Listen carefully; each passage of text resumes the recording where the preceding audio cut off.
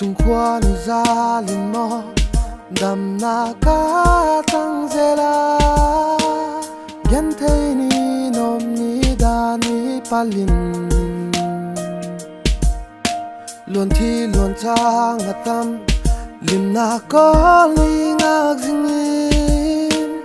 a hun le ni te ngayin kama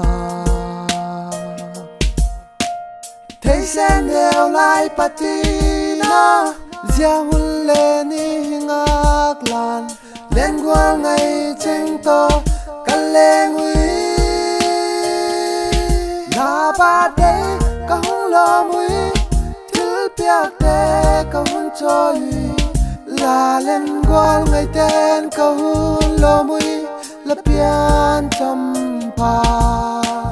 te ta sin ka hun khoi ui gwa le pai ngai cheng te